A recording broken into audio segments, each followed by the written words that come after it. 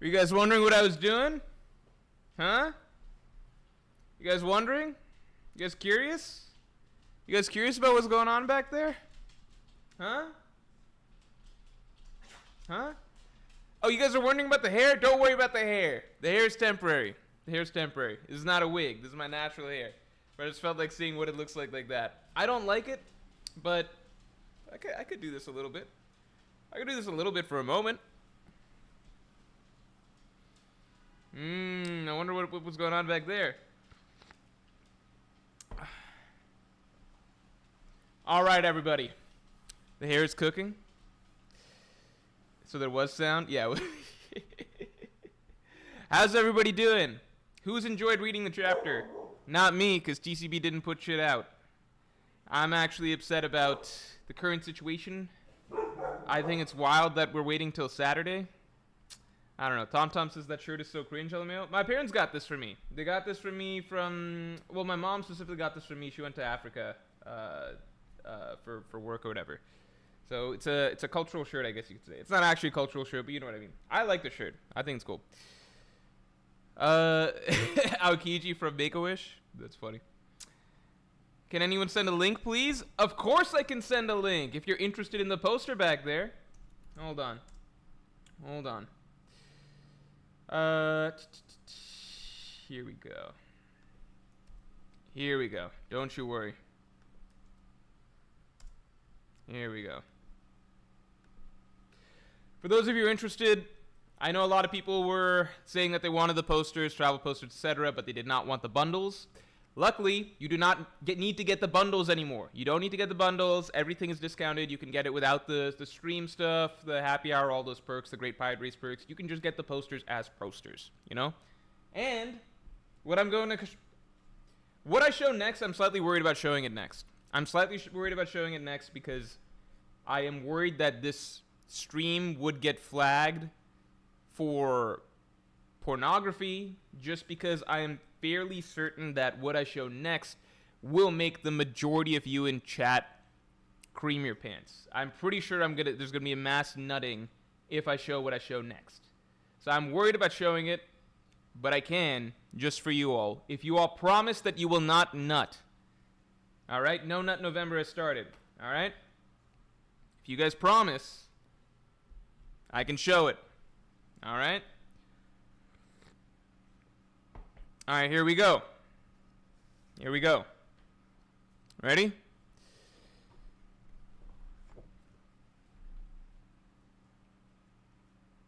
This is Skypiea.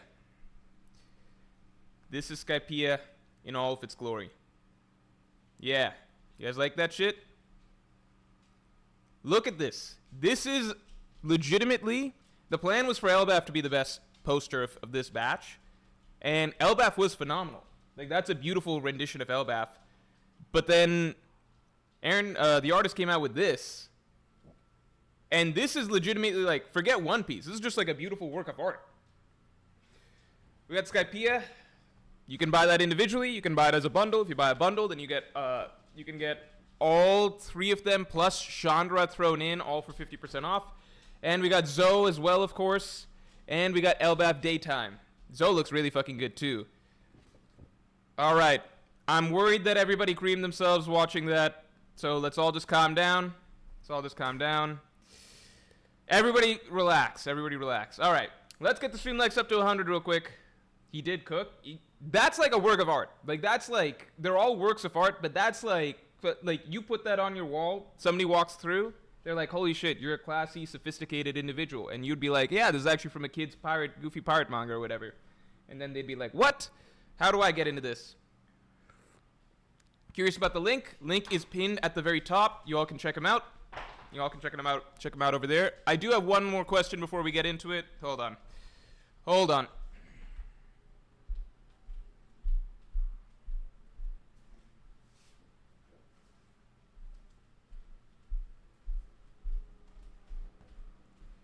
One question. Also, let's get the stream likes up to 100. We'll start the reaction once the stream likes are at 100. God damn. What's going on?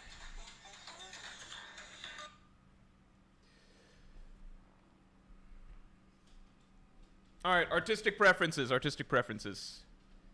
All right. What do we... Let me make sure this is clean viewership. Do you guys prefer Elbaf day or... Okay. Okay, I'm going to show you Exhibit A. This is Elbaf night. This is Elbaf day. Night, day. I guess I can't really show properly with the mic, but... Night, day. Thing night's got a little bit more, you know... A little bit more pizzazz, but day it's a little bit clearer. They're both really, really beautiful. It's just swapped. Night or day? Do we prefer night or day? Both of them are individually available. I'm just curious. Night's better? I agree. That's why we're leading with night. But I just wanted to get the opinions of the people. Just confirm that we're not crazy. All right, everybody.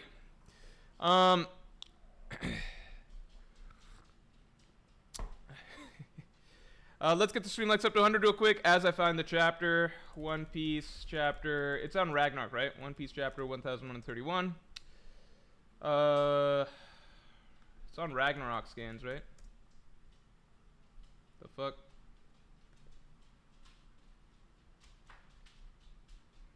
Okay, I think I found it. Is this it? Oh my god, what? There's no... I can't read this. Okay, I guess I can read this. I'm reading on Manga Scouts. Manga Scouts. Is Manga Scouts correct? Is that what I'm supposed to be reading it on? Let me catch the supers real quick. No spoilers in the supers just yet. Alright, no spoilers in the supers just yet. Sheriff Laffy, thanks a lot. Maybe Kid could free Loki with the idea that Loki will help him destroy Shanks. On the other hand, Loki already has some Luffy traits, so maybe not. Let me read the chapter. Let me read out the chapter. This is a reaction. I need to actually... Logan Pittman, I'm sorry that your comment was deleted. Everybody loves Night? All right. That confirms it. Niranjan Pandit, thanks for the 2. I knew that Loki was getting too much hype. Okay. Let me read this. I'm reading it on Ragnarok Scans is best, but I can't get to their site. All right, hold on. Ragnarok... Oh, no, I found it.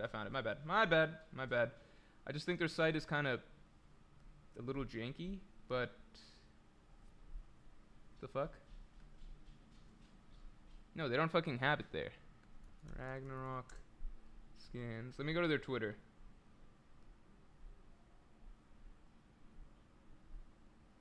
What are you guys talking about?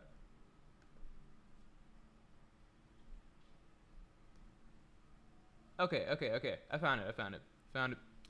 All right, we're good to go. I'm currently reading it. All right. Well, actually, I have it up. Let's get the stream likes up to... What did I say before? Yeah, stream likes up to 100. JWP, thanks for being a parking to your member for 23 months, man.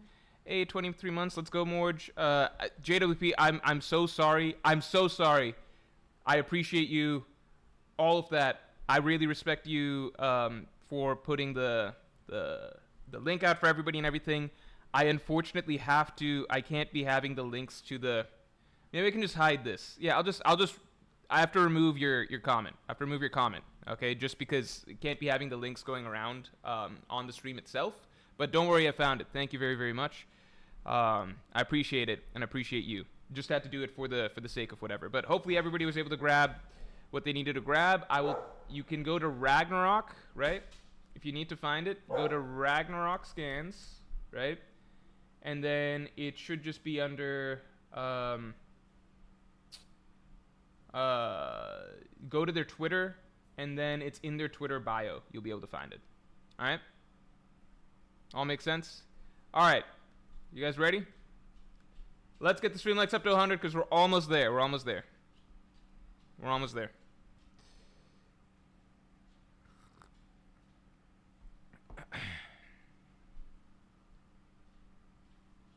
All right. Hopefully everybody's caught up. All right, I'm going to start reading. All right? Currently reading. Let's go. Okay, I don't fucking remember. I still don't understand Yamato's cover story, but I think as of late, I'm just going to trust, because as of late, all of the cover stories have been meaningful, right? There hasn't been a random, meaningless cover story in some time, right? Let me check the recent cover stories. Out of all recent cover stories, I think that We've had no... Oh, you know what? That's not true. We recently had the Pound one, and that was ass. Right? So... I like the Strahd Grand Fleet one. I hated Beige's. I think that's up there for my least favorite cover story ever, just because, you know, the Pound shit. Germa's was good because it established, you know, the Blackbeard pirates coming through and everything. Okay, so I'd say out of the last... Germa's, Beige, Strahd Grand Fleet, Decks of the New World... Out of the last 4, there's only been one stinker. So I'm going to trust that this one's going somewhere. Okay? I'll withhold judgment. Alright.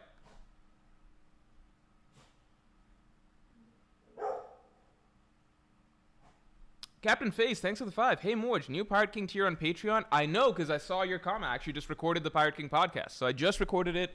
I remember seeing your comment. You asked about storytelling. You can view the Pirate King podcast, but not the Morjcast 177. Please help want to watch it. I don't know if it's glitched, but when's the next Pirate King podcast? Pirate King podcasts are once a month. Morjcasts are once a week. So you can't see the latest Morjcast. You should be able to see it. You're on Patreon. You should be able to see it. Is it not up? Let me take a look. Let me take a look. Let me take a look. Don't worry. Let's check up what's going on here.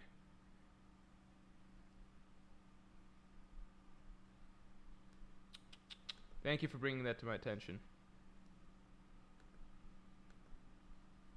Okay,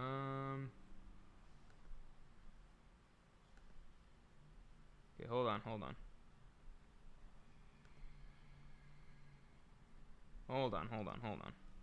Yeah, 177 is up.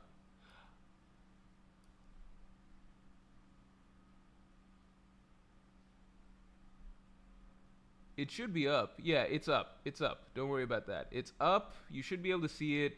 It should be for... Yeah, it should be for everybody. Yeah,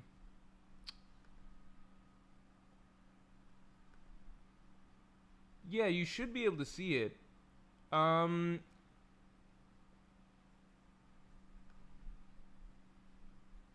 I'm sorry, man. I don't know why. You should be able to see it.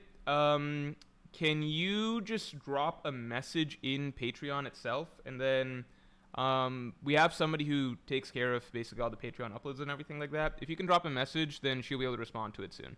So I'm sorry about that, man. Okay, continuing. Is the chapter even out yet? Yes, it is out on Ragnarok Scans.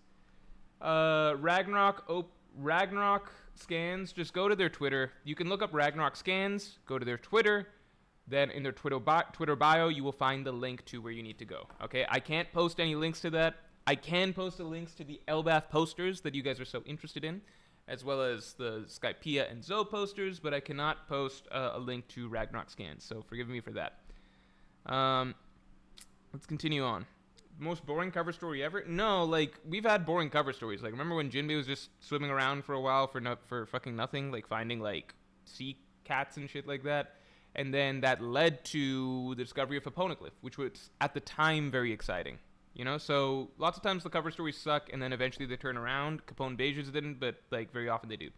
JWP, thanks for the 10. I retracted the super. You already read it, so it doesn't need to stay up. So all good. Yeah, I'm sorry about that, man. Just protocol. I'll be annoyed if Yamato's cover story isn't plot relevant. We don't have space for that many left, so these ones matter. Yeah, these cover stories are crucial, because if Oda's trying to, like, he's trying to do a lot with the story, the outside world, etc., we can't be getting the cutesy cover story shit anymore, right? So everything's got to matter. I think, like, the way that he did the Germa cover story, that was necessary. I'm going to always be disappointed that the cliffhanger to Whole Cake Island was so lame in terms of what it actually led to, which is just, oh no, only Germa got captured, and then they just left as soon as it was time to leave, right? But at the very least, he used the cover story to fill out a plot. He did two things, right? The Germa cover story, he used it to fill out a plot hole in the story. Not a plot hole, sorry, not a plot hole. It's not a plot hole, misspoke. A hanging plot thread in the story that we all needed the answer to. And then he concluded the cover story, which is like what happened to Germa, right? So he needed to answer that. He used the cover story to do that. And then he concluded the cover story by having the Blackbeard part swoop in and take pudding. So a huge plot development, right? So fixed a hanging plot thread, or addressed a hanging plot thread, and then also used that cover story to create a new major plot development, right? So that's a great use of cover story, right? And I thought the drama cover story was boring, but it was necessary and good for the story, right? Then Decks of the New World, or no, not Decks of the New World. I think Straw Hat Grand Fleet might be my favorite cover story ever. I think Straw Hat Grand Fleet might be my favorite cover story. Have we done a cover stories tier list? Have we done a cover stories tier list? Hold on. I think we have. But I'm just curious. Hold on. Yeah, we've done a cover stories tier list. What did I put as number 1? What was number 1? Let me see. This was 2 years ago.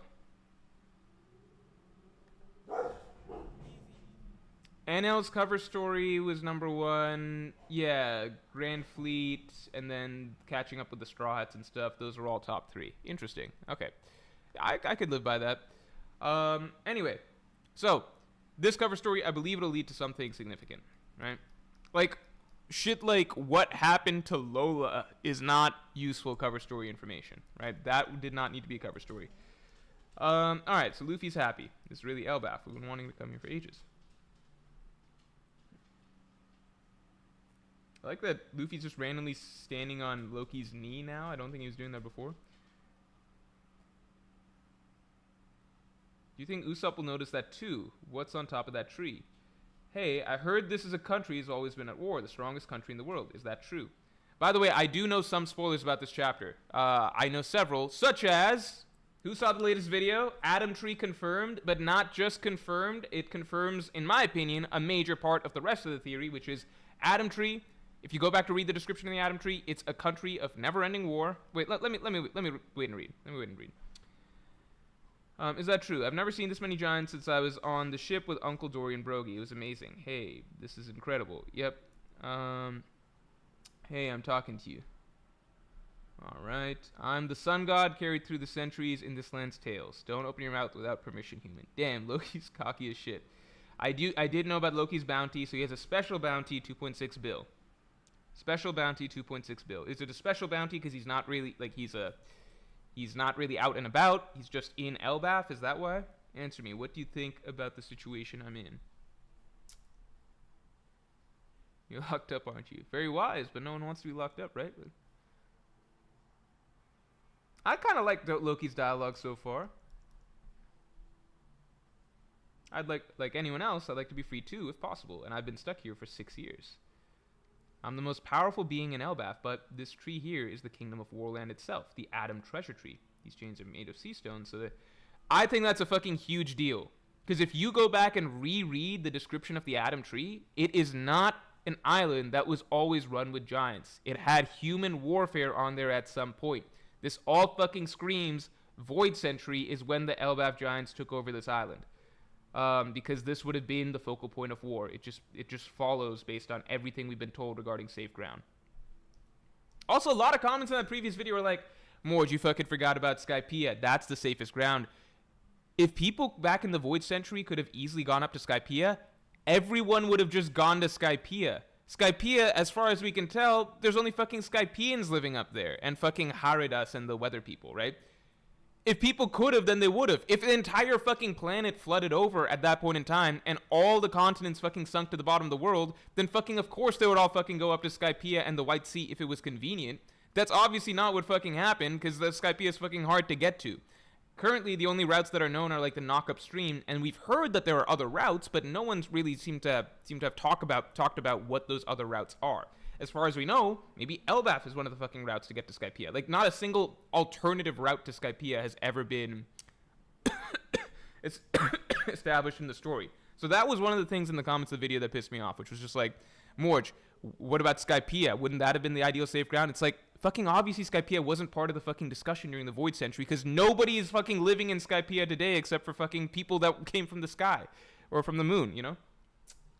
Or were launched up from the fucking knock-up stream like the Jai people. Alright. Continuing on. No, there are resources in Skypiea. Tiante Blex says, I'm sure you have to be elite to be able to go to Skypiea. Yeah, if you can fucking fly with a devil fruit or something, but like it's very like that's just a dumb argument because nobody made it up. Like the flooding already happened, right? If people could be going up to Skypiea, which was a whole different world, then everyone would just fucking migrate to Skypiea. Because otherwise, like all your land is fucking disappearing. You don't even know how much land is going to be left.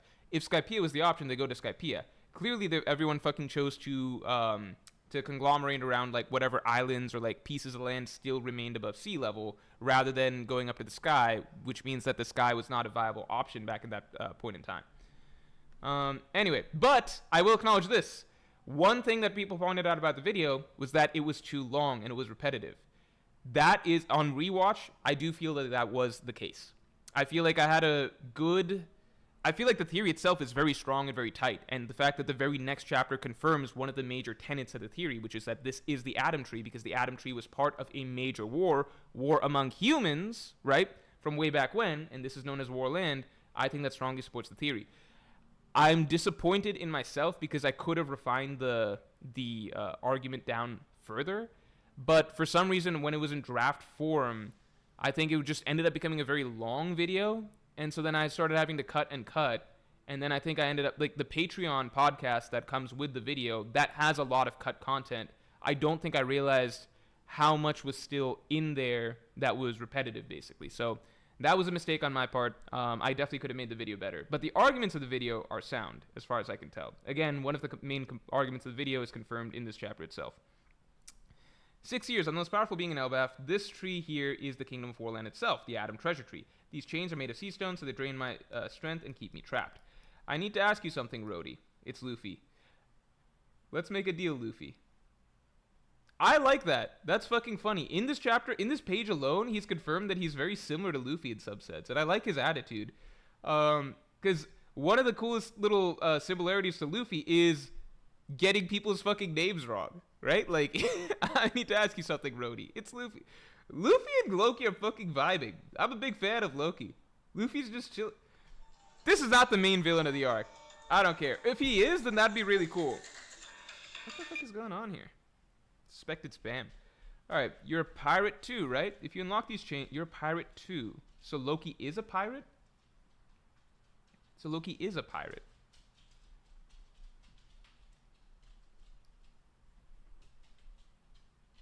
Okay, so there's a key in the village to free him. I'm not asking for the impossible. Hey, hold on a second. Question. Okay. Everybody, question. Are sea stone is sea stone is sea stone a rock or a metal? Is sea stone a rock or a metal? My mic's low? Fuck, man, what's going on with my mic?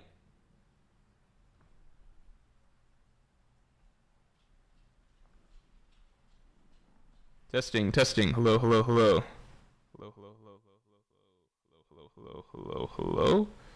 Yeah, hello. Testing. How about now? Is it a little better now? I wonder what's going on with this. Testing. 1 2 3 1 2 3. Let's turn this all the way up. How about now? Is the mic a little bit better now? Okay, it's rock. The difference is it affects what kids' abilities and kids' capabilities are, you know? Because if sea stone chains are like a metal, then Kid could potentially be broken if he can manipulate sea stone chains. It was good before. Now it's bad? Okay, hold on. How about this? Too much gain? Good. We back to okay? Hello. Okay. How about now? What the fuck? Aw, shit. Okay. Good? Okay, we'll leave it. Alright. Yeah, sea stone chains.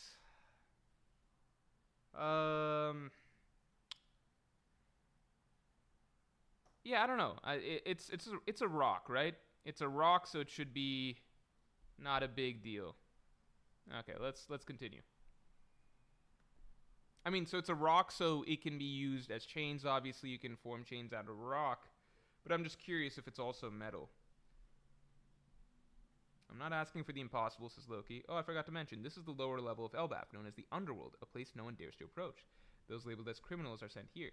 This land itself serves as both prison and an execution ground. If you dig through the snow there, you'll find a ton of giant and human bones.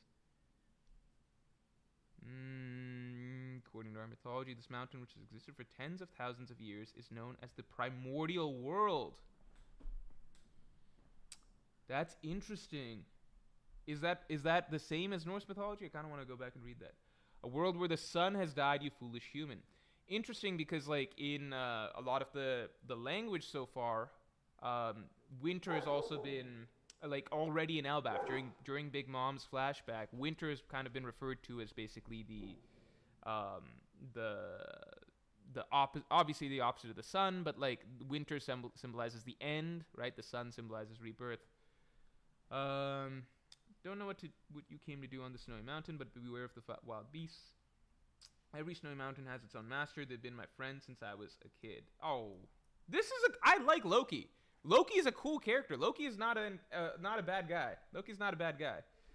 Ooh, this brings back memories. They might not stay quiet if you mess with me.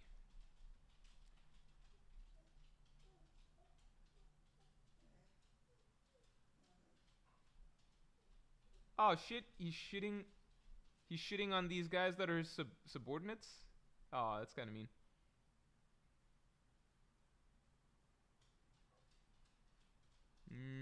I knew that Shanks was mentioned. What you all mentioned? I knew that Shanks was going to be talked about in this chapter. I also saw a bit agenda stuff already flying. You said Shanks? We did, but that's nothing compared to what's going on now. I'm interested. Okay, so all the animals already like Luffy.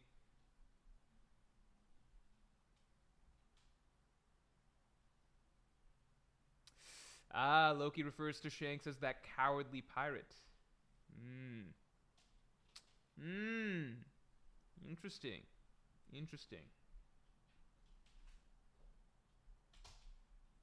Look at Luffy so happy he thinks that Loki's like about to say some good shit about Shanks. This is a fucking funny as shit page turn. It's like Luffy all excited and fanboy to hear about Shanks. And then like he's like a little kid. Loki with a little grin. And then that cowardly pirate. Like just dashing Luffy's hopes and dreams. And then immediately fucking furious Luffy. Holy shit.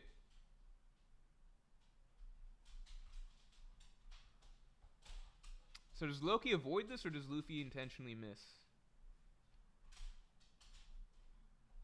It's just a joke. Okay.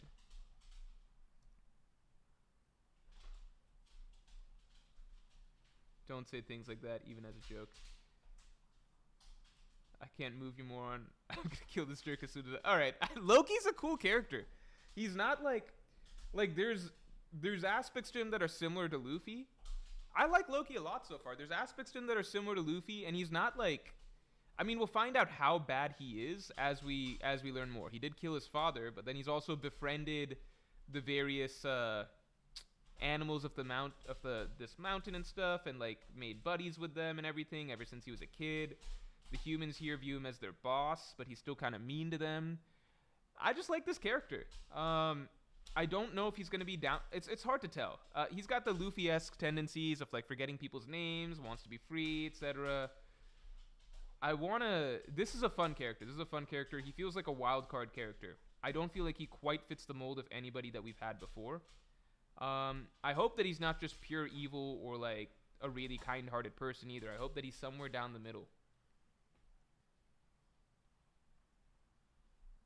If you can't move, then don't piss me off. Next time you say something like that, I'll smash you into this tree. Anyway, why did Shanks come here? Why did he come to see you? Did he have some business here? Is he still in Elbaf? Of course I'm not telling you for free. Yeah, go get...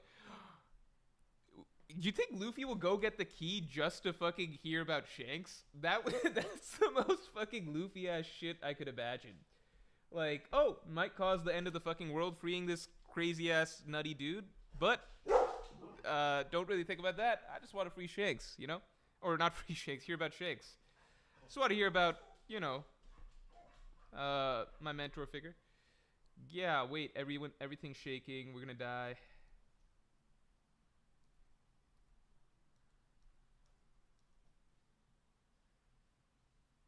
Oh, I just realized that they don't know that's the sun god. Okay. That's the same guy. The chubby guy and the warrior leader are coming after him. Nice. They're bringing the Sunny. What the fuck? Giants can just lift the Sunny? Okay, so does everybody, hold on. This confirms that we're not getting a crew member from Elbaf, right? I don't think I saw exactly the size of the Sunny compared to the Giants, but there's no way we can get a giant crew member, right? Because they just literally wouldn't fit. That might be fucking obvious to say, but I think maybe I know that there was some discussion about like maybe we get a new crewmate at Elbaf or something like that. I don't think I ever registered just how big the size differential was between the Giants and the Sunny. Interesting. Zora's just gonna kill these. Zora would kill the members of the fucking Strawhead Grand Fleet. He doesn't even know it. They might be friends of the Masters. Good point. And no choice but to run. Full speed ahead. It has to be up there, the Elbaf village. If they catch up to us, we're done for. Oh, man. Alright. Warland Underworld. So I don't get this because I gotta look at the geography of Elbaf again. But if I were to use, let's say, this map as our example, right? Let's say hypothetically I use this map as the example, right? You can also purchase this, by the way, from the link above. You can purchase that and a daytime version if you so choose. But if I were to look at this, right? So this area right here, this area at the bottom, where we're at the mountains, right? That seems to be the area that Loki is currently, trapped at, right? Was that the same area that Kid rolled up to? It didn't seem like quite the same, right? It seemed like because Big Mom was in a giant village. Big Mom was in a giant. I'm trying to figure out where Big Mom was, where Kid was, all of those things. So let me take a look at where Kid rolled up to, because it seemed like the shore of Elbaf, but that didn't seem very icy. So maybe it's just the central part that's a lot of ice mountains and stuff. And then okay, I guess the central... Okay. I think it makes sense. Looking back at past chapters, it seems like there's little villages that are at the... It seems... Okay. Up there, right? Up there seems to be the main village of Elbaf or something. Up here. Okay? This area. Then down there, this seems to be where Kid rolled up to, and where Big Mom was initially deposited as a child. So she was around here, and Kid rolled up there, which means that's where there's some smaller villages or something like that, little outskirts, kind of like Luffy's little like windmill village or whatever, right? So there's some ambulance shit going by. So I wonder if, you guys remember the giant elders that existed before? Was the village that Big Mom was eventually growing up in, because she had to have been dropped off there, right? Lower level she was dropped off. Do you think she was ever brought up, to that area? Or was it always at the lower level? Because if that's the case, if she never was taken up to the higher level, then that means we never really ever saw the true kingdom of Elbaf, right? As far as we know. Morj is a wanted man. Man's in Gotham. All right. Let's get back to the chapter. All right. Okay. Warland Underworld. It just wasn't this fucking snowy in either of the Big Mom or Shanks scenes. So it just seems a little odd. Good thing we made him just in time. Their meat is a delicacy. I can already see the straw hats smiling. For all, they don't have these up in the forest above. Okay. This moose has literal X's over its eyes. Has Oda always done that? It just looks scarier here. It's a scary ass moose.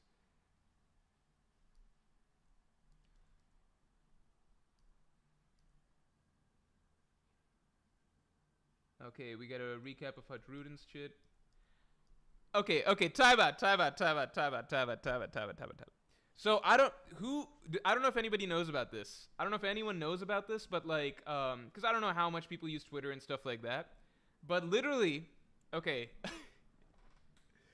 So there were genuinely discussions that that Hajrudin's feat of like defeating Makvis, like there were genuinely people saying that like people started to say once they learned that Hajrudin is a prince. Literally, people went on Twitter and started trying to argue that him beating Makvis was like the highest strength feat in the entire story, and it was like 1,000,000,000,000 tons of force or something like that. Okay. To believe such a thing would require a complete misunderstanding of like how Hajrudin was portrayed in Dressrosa as absolute ass, right?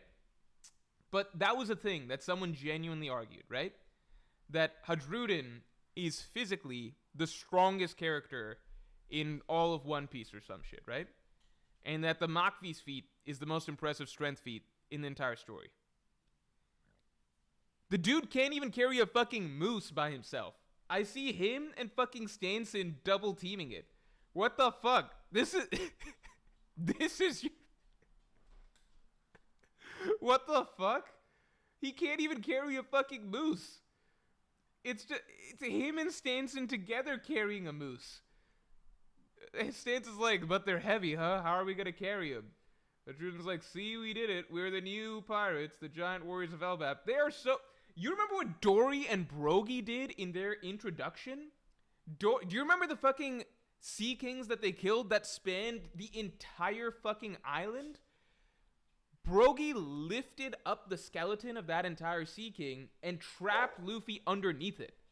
Do you guys remember that shit? The gap... And Hajrudin's out here needing a friend, needing a buddy. He needs to buddy system lifting a moose. This is like the moose is like the fucking size of what, like a T-Rex or something like that. Probably bigger. It looks bigger, but it's really not a fucking big moose. It's just a moose by their standards, right? This is just fucking insane. The gap between like, okay, here is how the tiers go for the giants, right? As far as I can tell right now, here's how the tiers go. All right. As far as I can tell, this is my understanding. My understanding at this moment in time. All right. Here we go. Quick screen share. All right, quick screen share. Right now at the top you've got, right now way up top you've got Loki, 2.6 bill, etc. Right? Crazy aura, most powerful being in Elbaf. Maybe close to Yonko, who knows? Alright, so up here we got Loki, right? Way up top, right? Okay. Then you've got Big Gap. Whoops. I can't draw straight lines. Alright. Big Gap.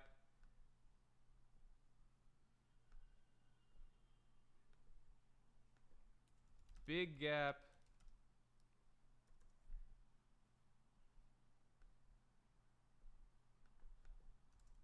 Dory, Brogy. Maybe, I think commander level makes sense.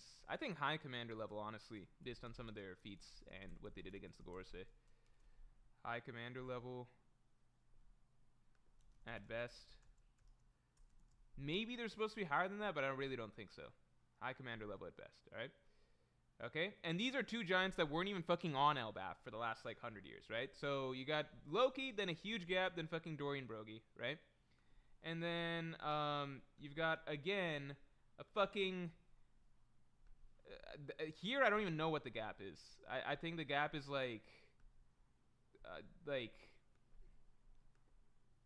insanely gigantic gap, all right? And then you've got like, here you've got Hajrudin and Moose Buddy, right?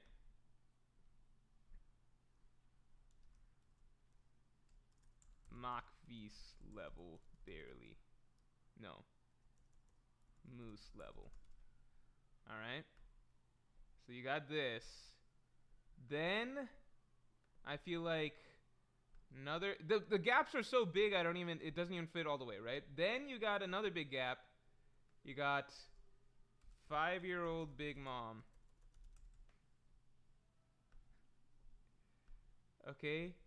And then huge gap. This is so sad. Huge gap. Legendary chiefs. Legendary chiefs of the island, right? And then finally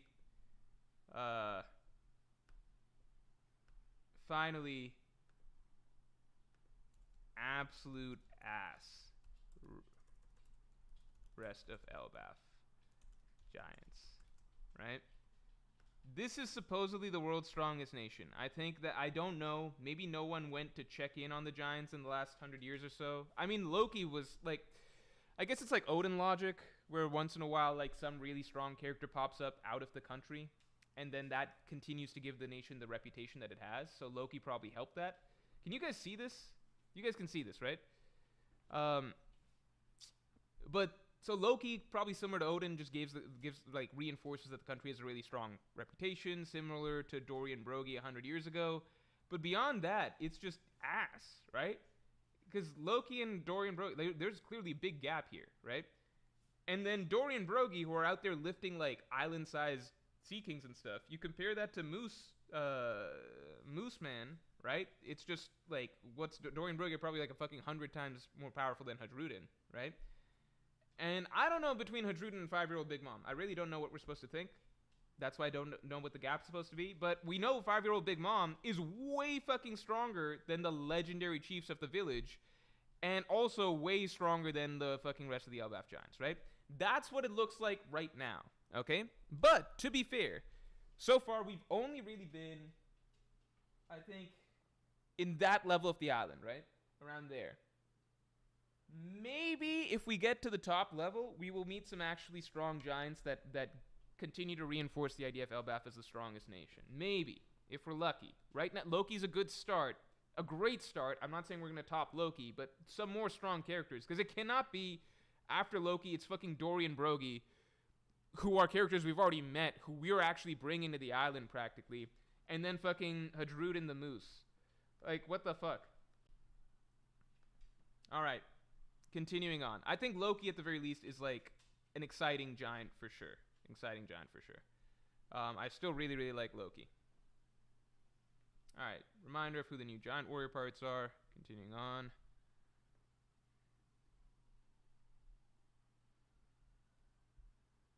Oh, the audio's too quiet? Fuck. I gotta figure out what's going on with the mic settings right now, because it's... I mean, I can raise it some more. How about now? How about now? How about now? A little bit better? Hope that's a little bit better. Beyond that, I'll spend some time trying to figure out the mic situation before, World Boss Piff says everyone can't be Yonko level. I agree, but if the island is being argued to, or repeatedly stated to be the strongest nation in the world, you don't need to be Yonko level. Like, Loki's level of strength is satisfying, right? We don't know exactly where he's at, but it seems like he's somewhere in the vicinity, like the ballpark of a Yonko, right? He's probably not, who knows how strong exactly, but he's not far off whatever it's going to be, at least is what it seems like, right? But it's just the fact that after Loki, then, like, I'm not saying Yonko level, but the entire village shouldn't get soloed by 5-year-old Big Mom, right? There's two different, like, you can be on, it doesn't have to be two extremes, like, we can ask for something closer in the middle. Alright, continuing on. The chubby guy and the warrior lady are coming after him, blah, blah, blah. Oh, no, we covered this. Okay. Elbaf Coastal Waters. How is it, Robin-san? This is my first time cutting a woman's hair. My heart was racing. Okay. Though I don't have the heart to race. Yo-ho-ho, skeleton joke. Lilith's like, you don't even have a heart. That's anti-science. That's funny. You look adorable, Robin. Alright, I saw this panel already. I saw it on Twitter. I'm happy to see Robin back like this. Much needed. That's the hairstyle you had when you met Saul, right? Yeah, so look, I'm not going to get too negative here. We're going to leave that for later when... Yeah, the reunion's not happening this chapter, right? We're going to leave that for later. I don't want to talk about the Saul shit. I'm happy to see Robin get her hairstyle back. That's all I got to say. You'll be happy. I can't take it anymore. I'm going to end up crying at this reunion. Yeah, I'm just going to control my own feelings on this. Look, the island, the mist is cleared. Let's land. It's huge. It's the island of giants. We'll toast as soon as we reach the port. Seems like a nice place for everyone to try and get to. If the world starts flooding, you know? Elbaf, huff, huff, it's an emergency. Saul Sensei, he fell and he's not moving. Alright. I mean, at this point, if Oda kills Saul here, I'm just like, what's the fucking... It's not even for anything now. It's just like, kill him back then, when it meant something. I don't know, man. Okay, alright, let's catch up on supers and discussions. Also, let's get the Streamlabs up to 200, because I did like the chapter quite a bit. Because I like Loki's... I felt like this was a really strong chapter for Loki's characterization, and I really fucking like the character. I could see Loki being among island-specific side characters, right? If I were to rank my favorite island-specific side characters, it would probably be Wiper number 1, and no one's really challenged him for that position in my heart for a long time. I think I could see Loki becoming my new favorite island citizen, you know? Alright.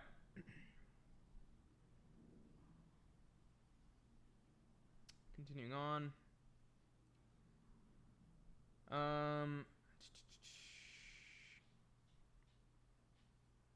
Justin Holland, thanks for the 2. Loki's afraid of Luffy and the Rusukena callback. Yeah, I need to go back and look, but it seemed like... It felt like a very similar vibe with Luffy having made friends with all the crazy monster animals again. Loki's... I don't know if Loki's a... I think Loki realizes that Luffy's, like, strong and a big deal, but Loki also was planning on killing Luffy as soon as he freed him. So... You know, I don't know if he is like, Luffy's too strong for me, but I think he recognizes, like, I should not mess with this guy. Like, this is more than just an average human. I shouldn't mess with this guy when I'm all chained up and everything, right? I'm sure Luffy's stronger than Loki, but I'm just saying I don't know if I would take this as, like, Loki would be scared to fight Luffy.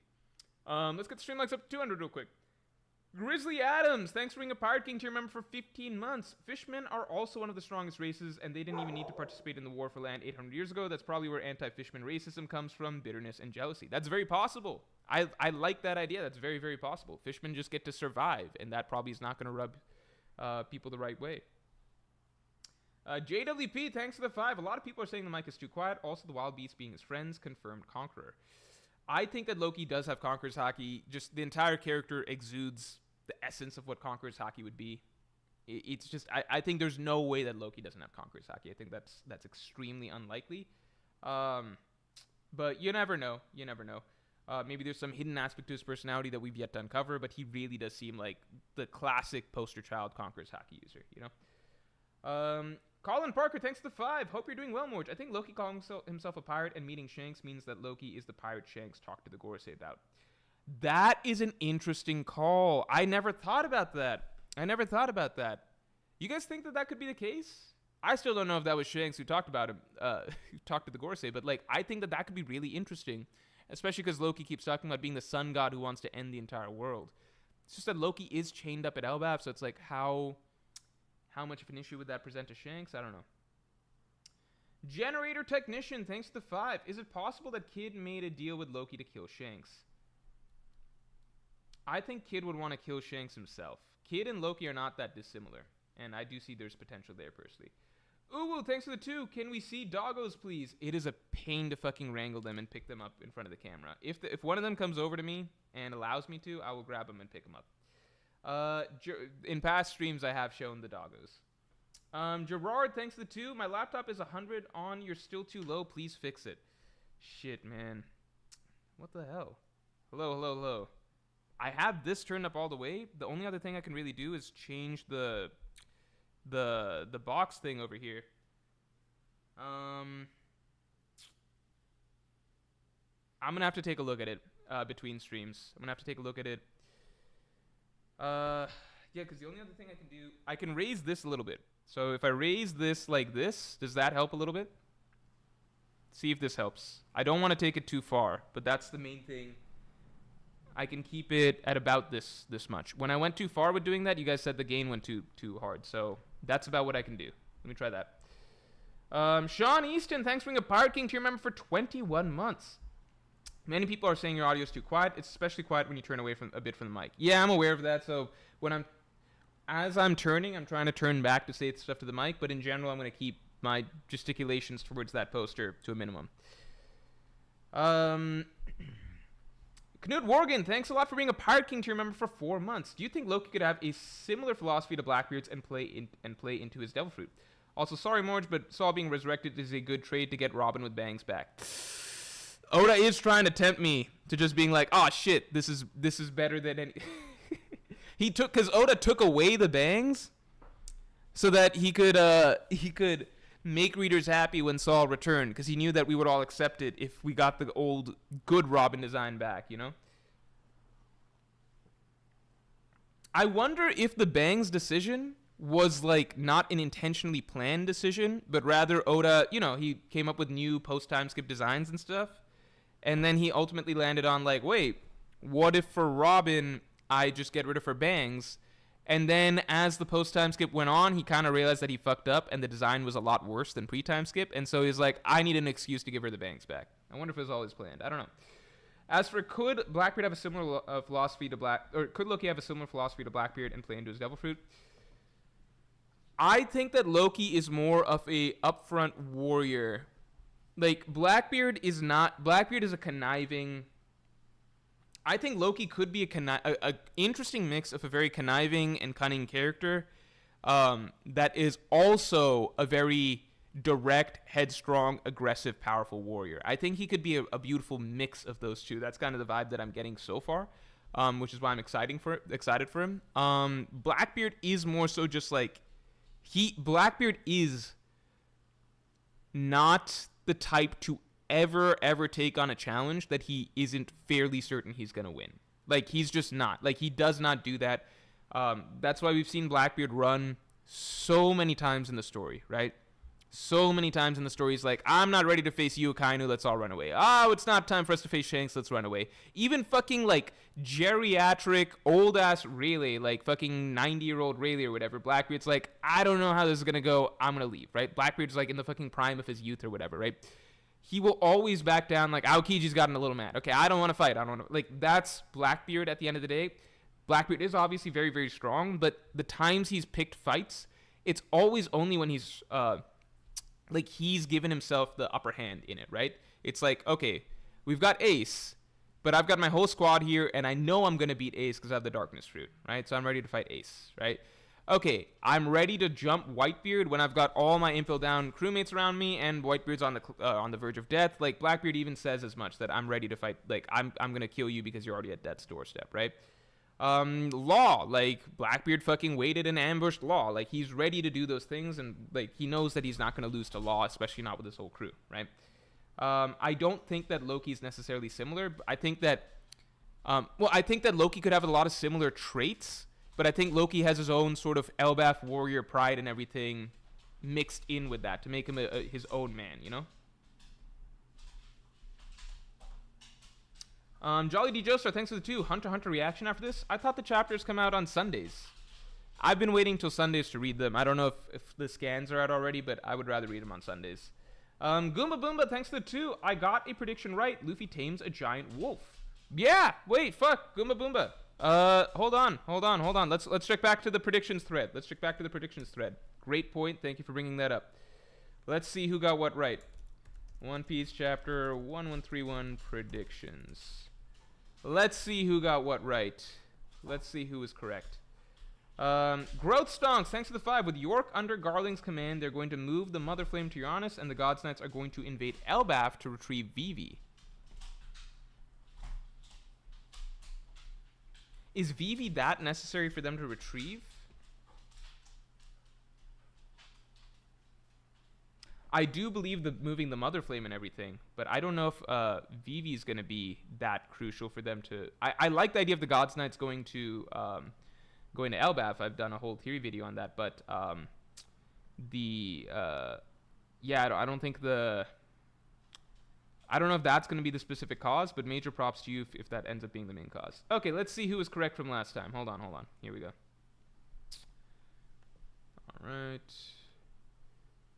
All right. Who is correct? We've got Loki's revealed to have nope. Not quite at Elbaf yet. Hajrudin has been training. He's been working out, picking up mooses. Robin and company spot whirlpools. Okay, Goomba Boomba so far is correct. Loki may have tricked Luffy, but I don't think so. We still don't know Loki's weapon. Nope.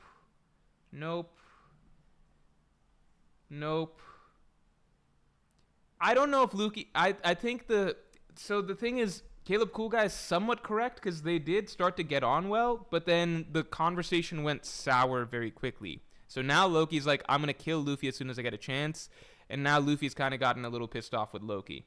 So I don't think I can give it to Caleb Cool Guy, but I will give it to Goomba Boomba. Luffy did tame a giant wolf.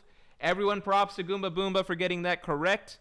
Goomba Boomba, you will be shouted out in the chapter, and let me quickly just make you a mod here.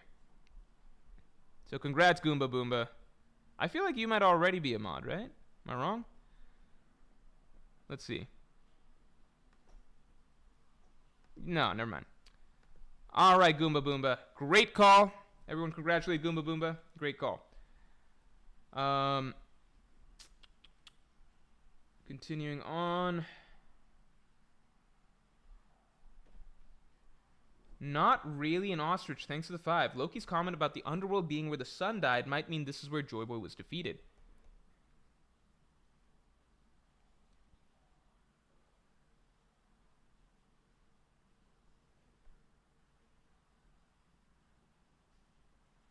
That would be kind of fucking insane.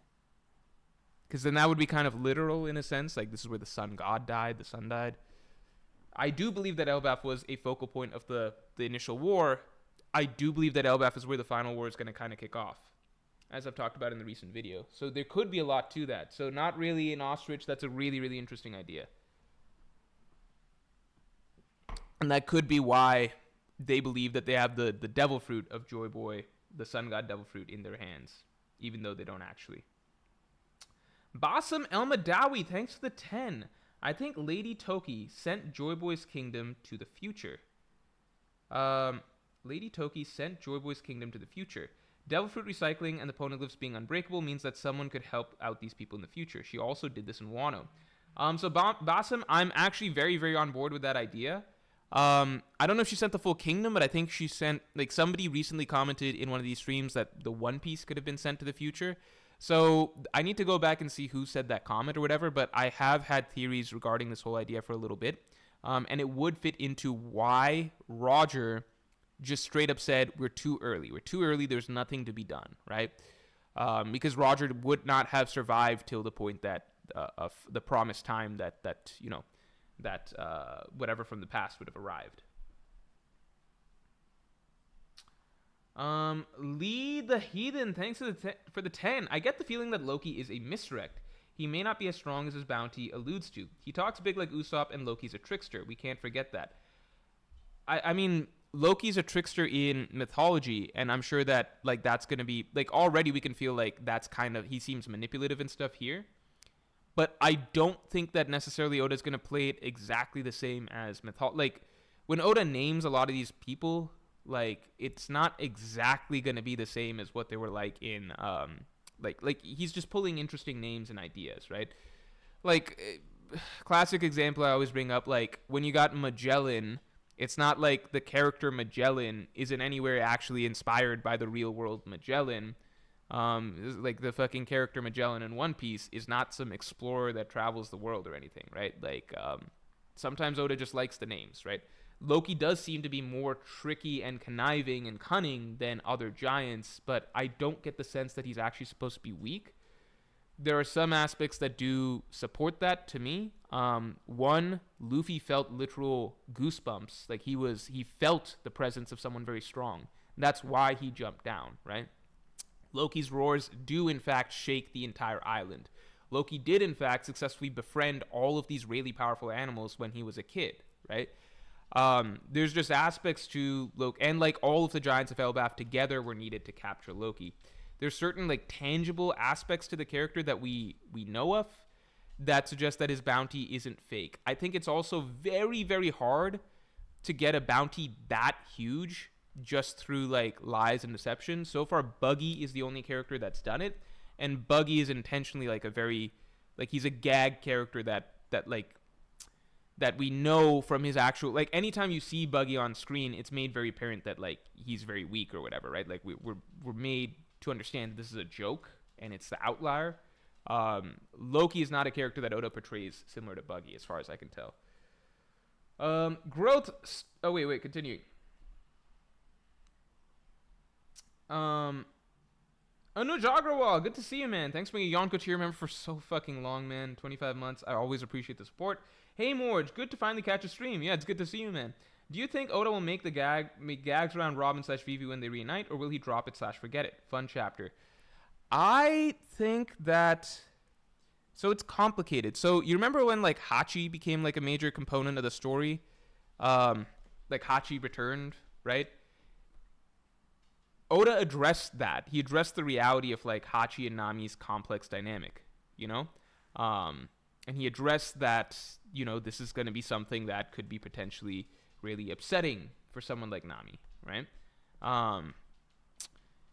That was addressed and Nami had to forgive, right? With Robin and Vivi, and you could argue that the Fishman's oppression of Nami and the villagers was much more long and much more cutting than like Robin and what Baroque Works did to Vivi. But at the same time, it really isn't. Like, Robin was a key, fundamental, instrumental figure in causing the civil war that killed like millions and millions of people in Vivi's kingdom. Maybe not millions, but like at least like vast thousands. It doesn't matter. Like thousands of people in Vivi's kingdom, right? Caused an uprising against her and her family, right? And just on top of that, like it seemed like Dance Powder, or at least it seemed like Crocodile's influence or Dance Powder or something. There was aspects to that were causing the drought. So even beyond the Civil War, how many people fucking died because of Baroque Works and Crocodile? And Robin's not innocent of that. She was a core fucking operator in that group. And Robin, in fact, was the one who captured Vivi straight up in Alabasta and brought her to Crocodile. It's not like she was actively trying to... She saved Luffy later on, so like she was essentially playing both sides, but she still did fuck over the Kingdom of Alabasta in a major way for a long time, largely because she wanted to see the poneglyphs and the history. So... even though Vivi kind of saw Robin with the Strats and she was like, I'm sure Luffy knows what he's doing, I do hope that there's something in the story. Like, I hope it's just not completely played off, because it's like, I just don't think it should be. You know, like, if you go back and read the Alabasta arc, the emotions that Vivi felt and, like, Robin's role and everything and the actual consequences and everything that was happening and the suffering of the people of Alabasta was all very real and very affecting to Vivi. So I hope that there's something there, you know? It doesn't have to be, like, a huge conflict that, like, ruptures everyone's friendships in the crew, but I'd hope paying some lip service to that, a la, you know, the Hachi-Nami situation.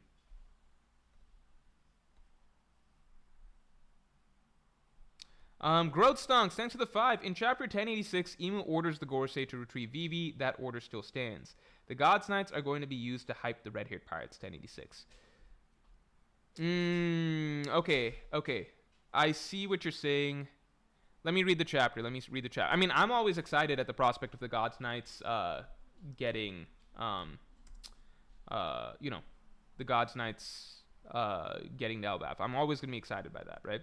So let me see what the Gorosei say. Or what Emo orders. Let's see.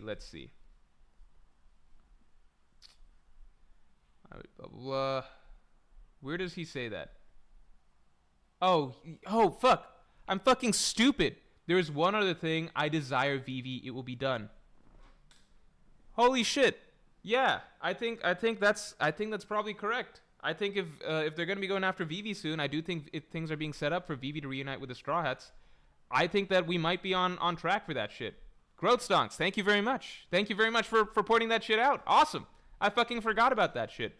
I shouldn't, because Emu's creepy obsession with Vivi is like, it's like and Lily is like a defining aspect of the character.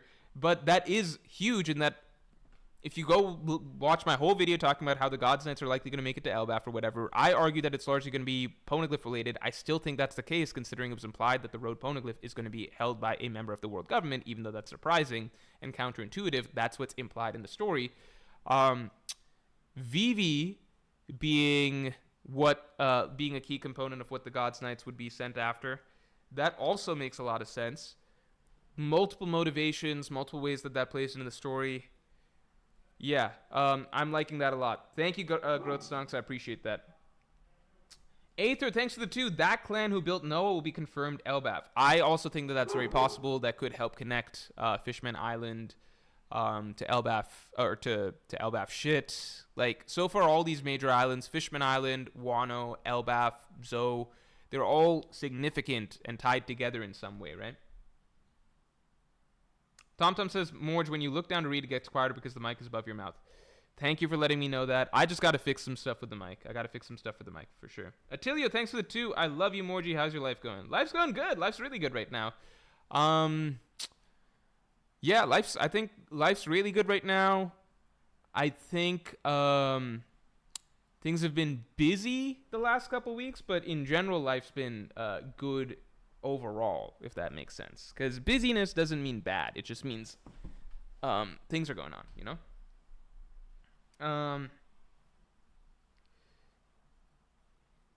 Theo says, what if Loki's lying about killing his father for some reason? I mean, that'd be interesting. I would like to... I would like some more twists to come with the character. Here, let me leave you guys with a poll, okay? I'm going to the bathroom real quick. Roll B. I don't think Loki's the main villain anymore, right? Ally, antagonist, villain, in between. Anti-hero, kinda. Let's do that. I'll be right back.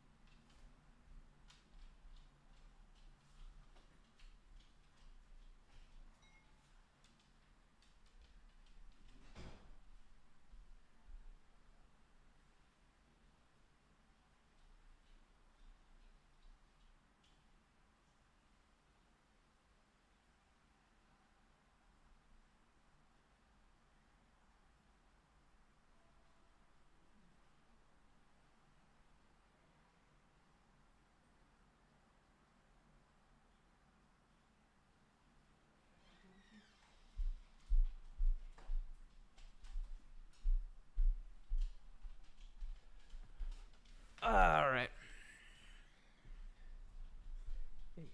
Okay.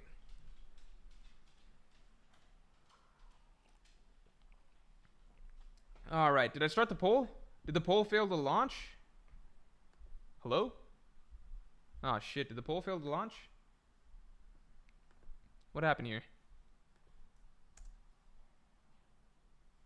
Oh, okay, never mind. Let's take a moment to look. Okay, so it doesn't seem like the main villain. I agree. I just wonder what his use will be in the arc at this point. I don't think he's being portrayed as like Luffy's final battle. I think Luffy will have some other final battle here. I'm just like, what's his him losing the kid maybe? But at this point, I don't want Loki to lose to Kid. I don't want Loki to lose to Kid. Kid's ass, and Loki's kind of cool. I like Loki right now. Let me do a separate poll. Okay, let me do a separate poll. All right, I want to know how people are vibing with Loki at the moment. The fuck? Why can't I do a poll? All right. How do you feel about Loki at the moment? Don't like him. Neutral. Kind of cool. Really liking him. Right now, I'm really liking him. Because if I were sure, let me show you guys this. All right. For me personally, if I were to rate, like,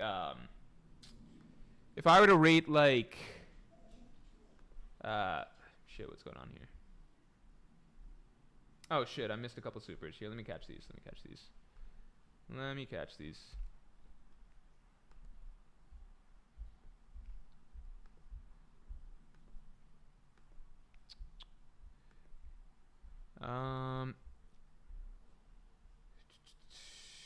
catch these first. Leo Recto, thanks for being a Yonko tier member for 19 months, man. Isn't it interesting that Luffy recruiting his members was him liberating them in different ways, and Zoro and Loki's situation are the same. Execution. Yes, I do think, I talked about in my video about like every character who could possibly defeat Loki. I talked about why Zoro is a possibility just because the parallels are really interesting.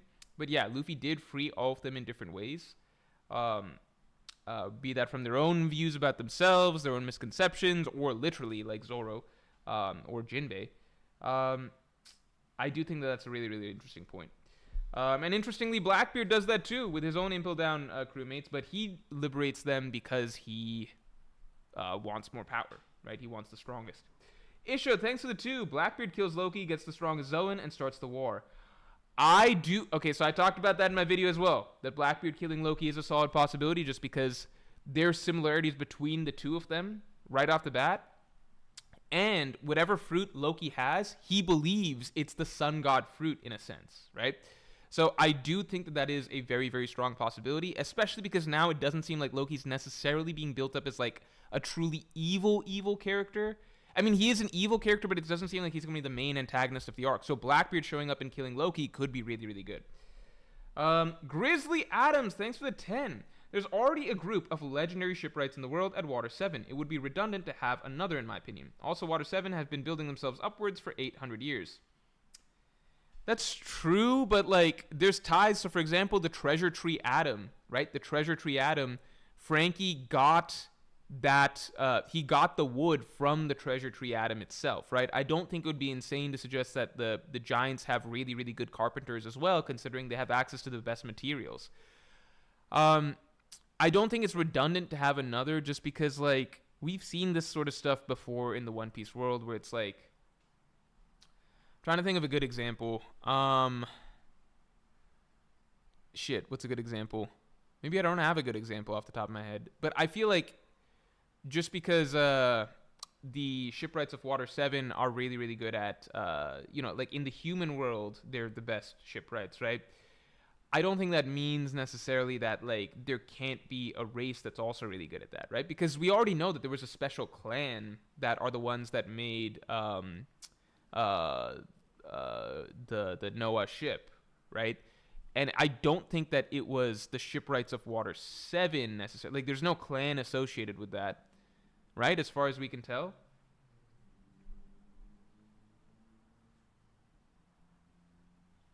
Growth Stonks, thanks for the 5. Chapter 0, Shiki says Roger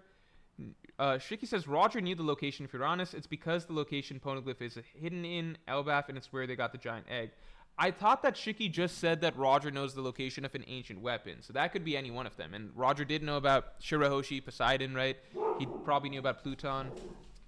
Correct me if I'm wrong. Hey, no. Batman for real, thanks for the 5. Can we discuss the elephant in the room? What's up with TCB? They've been off their game for like a year now. Wish we had a more reliable scan team. I was always pro TCB against stuff like OP scans because I felt like we want the chapters earlier, right? We always want the chapters earlier. That's why we go to stuff like TCB and stuff like that, right? But and I know TCB, I've even been in a call with them. They were part of they offered to be one of the groups that they offered to do the image finding for my channel way back in like 2021 when I was doing a competition to find my new image finder, right? So I think like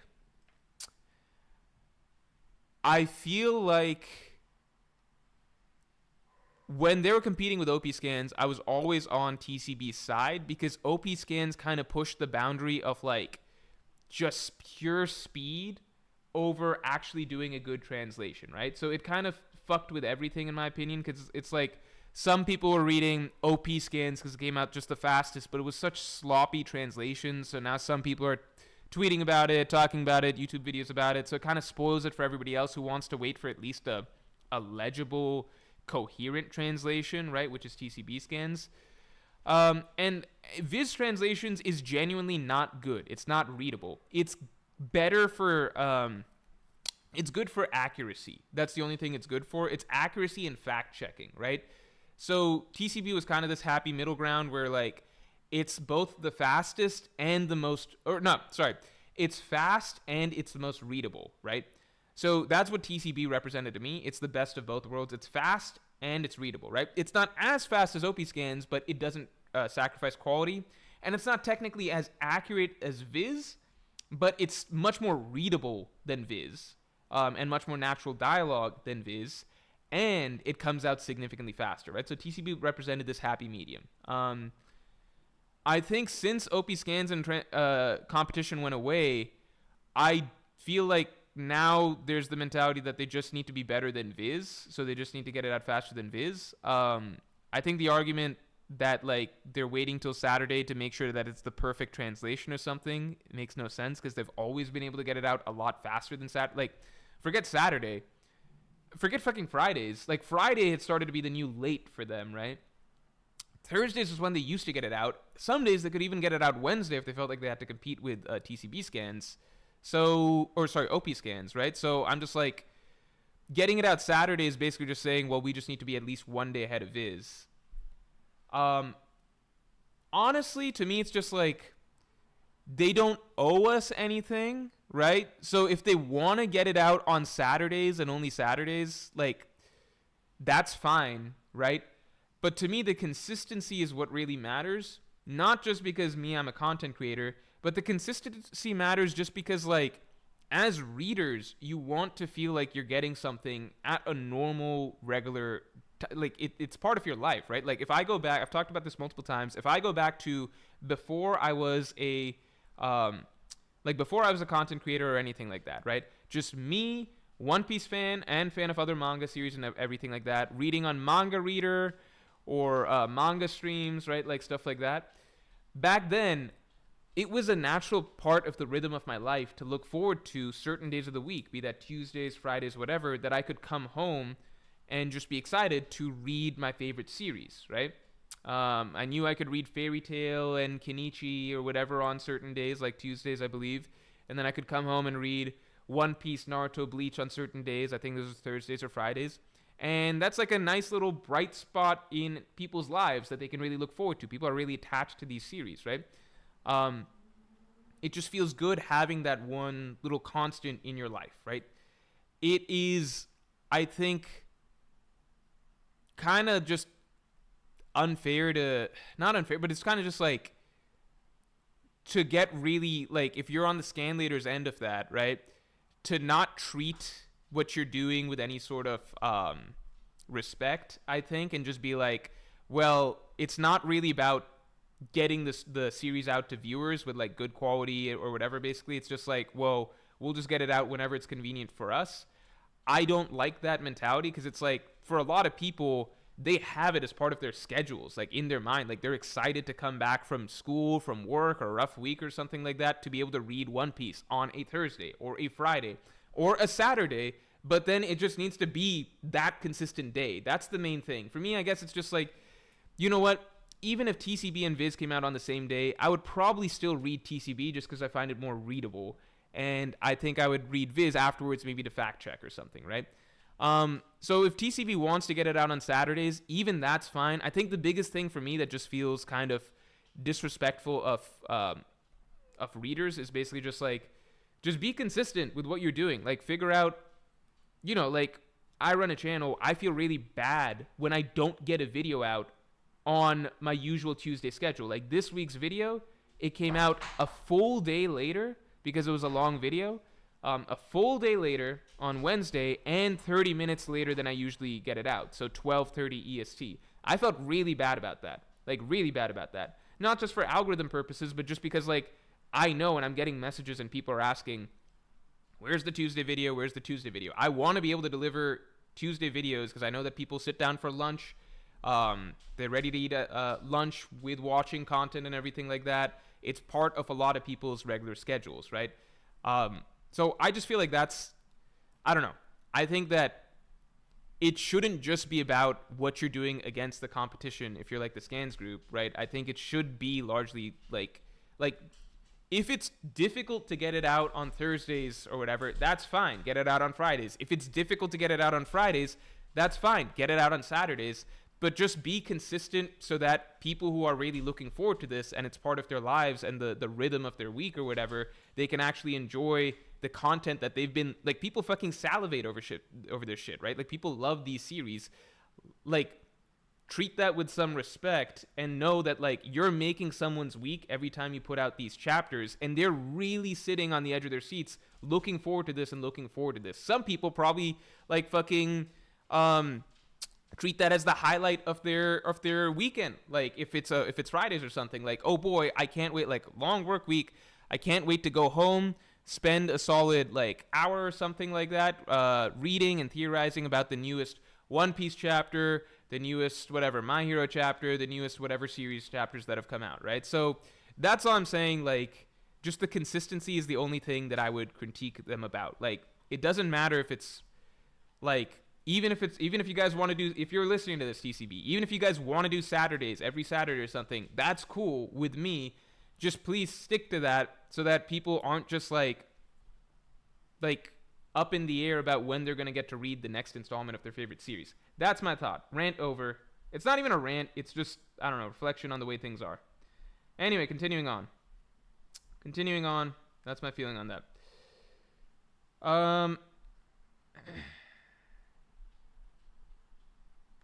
Why is this chat not loading? Something's wrong with the chat right now. Can end the poll too. TomTom says, I have horrible depression and OCD, and One Piece keeps me going, Morj. That's all I'm saying. Like, and it's not even like it needs to be. I'm sorry to hear that, by the way, first of all. I hope that your project that you told me about is going well. But yeah, it also doesn't even need to be as extreme as, like, I know for a lot of people, like, these things mean a lot to them, right? And series like One Piece, and, you know, that can be a bright, you know, a bright light that helps cut through the darkness that you're experiencing. But it doesn't need to be to that degree either, that it's like helping you through depression. Like, you can just be relatively emotionally fine and still really place the joy of reading One Piece on a pedestal, right? Like, again, I'm just going back to my high school self. Like, I was just a normal kid. I was fairly happy throughout high school or whatever, but still, like, you get to the end of a long week or whatever, like, you're looking forward to, or even just to break up the monotony of the week, right? Like, I would hate Wednesdays or Thursdays at school just because I fucking hated, like, having to do, you know, schoolwork and stuff like that. So just the joy of knowing that, okay, even if I've got, like, a long day of school ahead, I know at the end of the day I'm getting to go back and read One Piece. That stuff's important, you know? Anyway, Jimini's box. I fucking forgot about Jimini's box. I was trying to remember the name. Anyway, continuing on. Declan Murphy, thanks for the 2. What if Blackbeard takes Luffy's devil fruit? He'll fight Shanks after.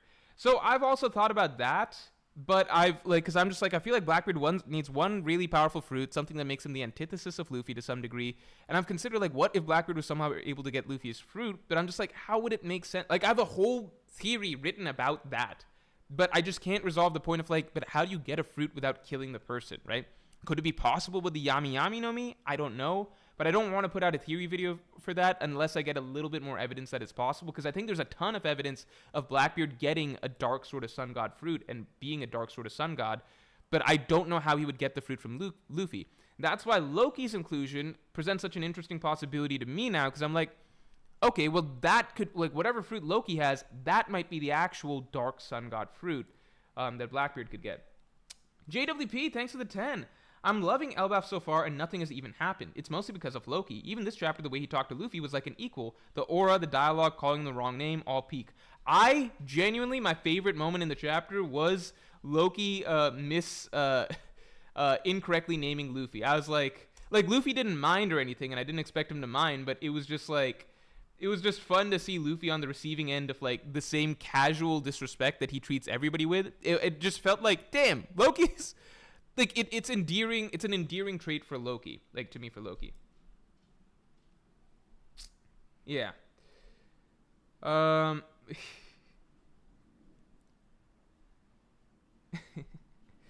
find it to be an endearing trait for Loki. Oh, Miss Super, Shonen Academia. Thanks, JWP. Shonen Academia just said, just commenting on how Loki is a grandiose trickster, so I feel like he's a post-timeskip version of Foxy. Davy Back theory revived. Loki being a part of a Davy Back fight could be really fucking cool. That could be really fucking cool, man. Loki being part of a Davy Back fight. I've also thought some other things, like Loki joining the Blackbeard pirates. I just feel like Blackbeard would try and kill him for his fruit. I also don't feel like Loki is willing to be a subordinate to anybody. I don't know. I do think that Loki is going to be a grandiose trickster, but I think that he's also going to be genuinely strong as well. So it's a unique character in that it's not just the category of, like, oh, he's like Foxy or Usopp or something, or like a Blackbeard. I think he is supposed to be a mix of like a Kaido and a Blackbeard type mentality. I think that's the vibe I've gotten. Sorry about that, Shonen Academia. For some reason my chat is not scrolling, so I'm having to continue to refresh it, but it's okay. As long as I can refresh it, it's all good.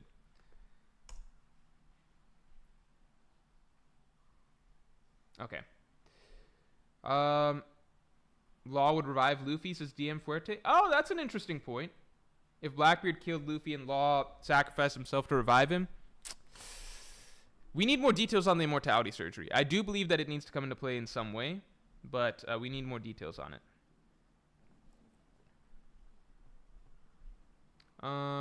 Making sure I didn't miss anything else. Yeah, I think right now...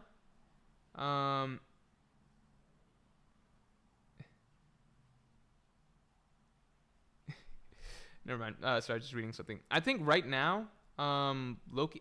Why is this chat not scrolling? Hold on. Let me just reload. Nah, I can't reload the whole thing. Hold on. Let's see. Yeah, right now, I have high hopes for Loki. I think he could be my favorite side character in a One Piece arc. Like, at least an island citizen. Favorite one of those in a One Piece arc. I kind of want to go through... Maybe that's a stream idea for later. I kind of want to go through and, like, rank the best side characters from every One Piece arc. Or at least island character from every One Piece arc. I don't think we've ever done that, so that could be fun. Okay, now it's scrolling. Now it's scrolling. That's good. Here we go. Yeah. Okay. Yeah, Loki stated that Luffy needs to go get the key. Do you guys think that Luffy will go get the key? Because I could see him doing it. Will Luffy go get the key and free Loki?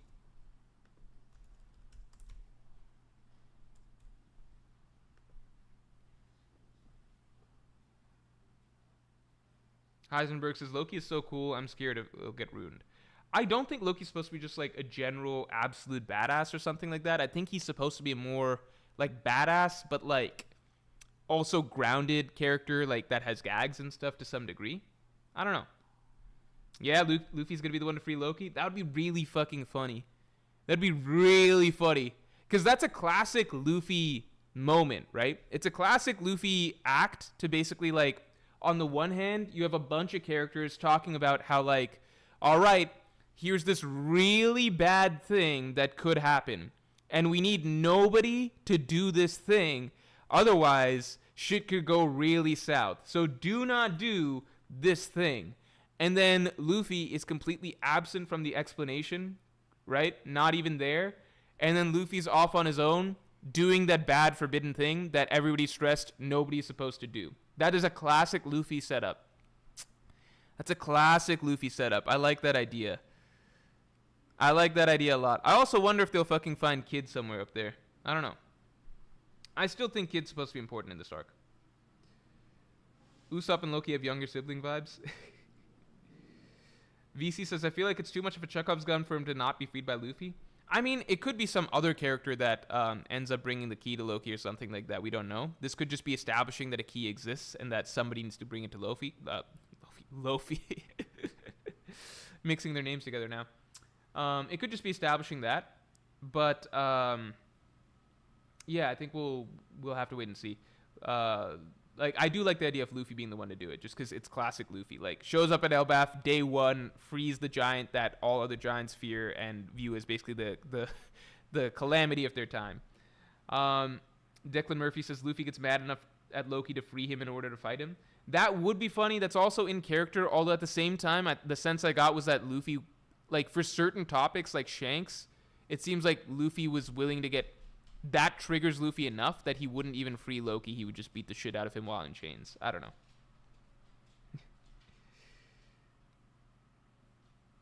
Bing Stavern, thanks. I think Luffy will find out he's hungry and go get the key for him in order to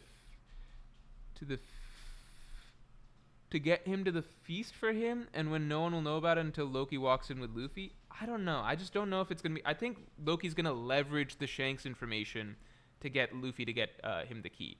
Because I really don't think that Luffy views Loki as a problem. Like, he respects Loki's strength, but Luffy's at a point where he's not going to be afraid of anybody in the story, you know? Oh, you're clarifying. Luffy will not get the key, so he takes out another crew. That means nothing to Luffy. I think the only reason he does it is on a whim.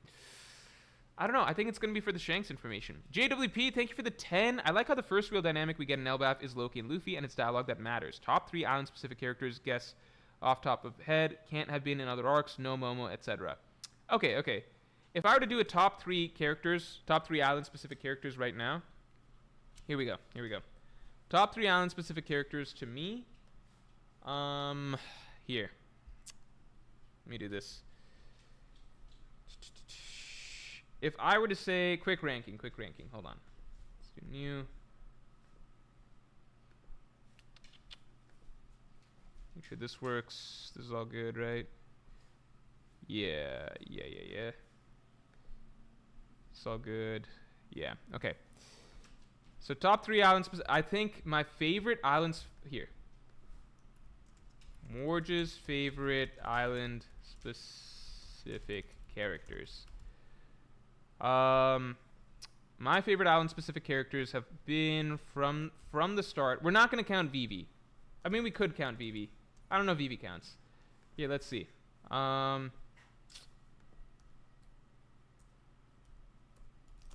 the fuck? I feel like I loved Nojiko, Johnny, Yosaku. I think no one from the first couple towns. No one from the first few islands. I think Zeph I liked.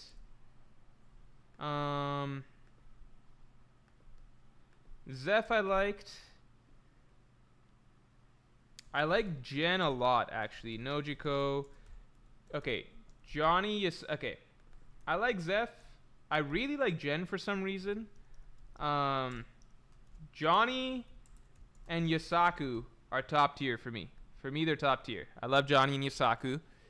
Then... moving out of Arlong Park,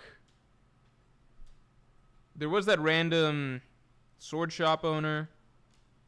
Whiskey Peak. I don't care for Crocus. Don't give a shit about him. Whiskey Peak, Little Garden has no one but Dorian Brogy. Drum Kingdom. I love Kureha.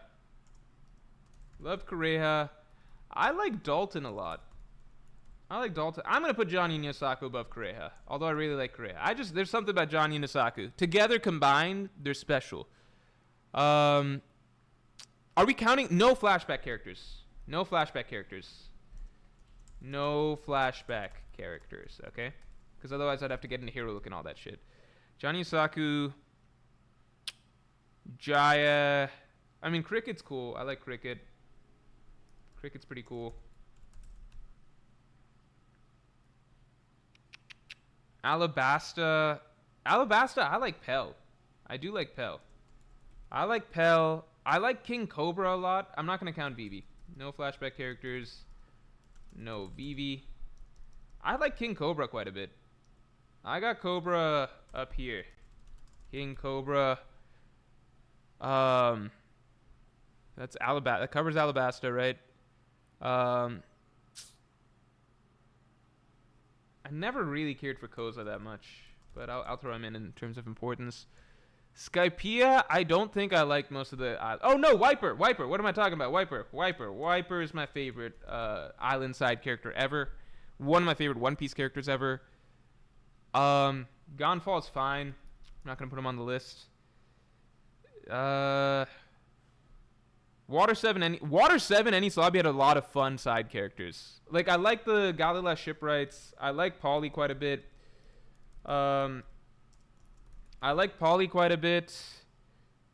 Zambia is cool.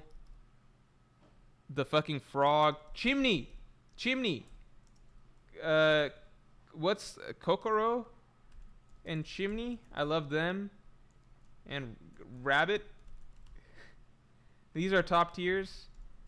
Kokoro, Chimney, Rabbit, Frog, Yokozuna. Phenomenal characters. I should remember the names better. Chimney and Gambe. I might be wrong.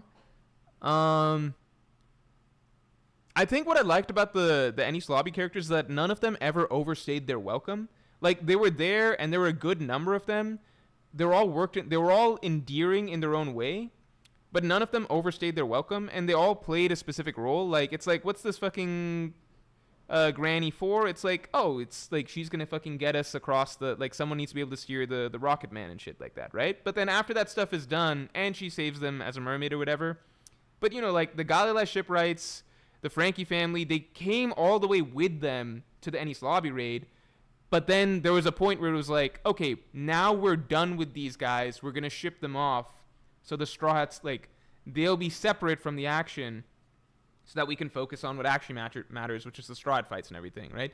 Total opposite of fucking Wano, where Oda was like, well, what if we just did a similar situation, but you were dealing with fucking Frankie family member number 4 or number 42 or whatever, all the way through while Luffy's still fighting Lucci. Wouldn't that be fun? Fucking no. All right. Didn't care for Lola. I don't think I really care for... I like Kami.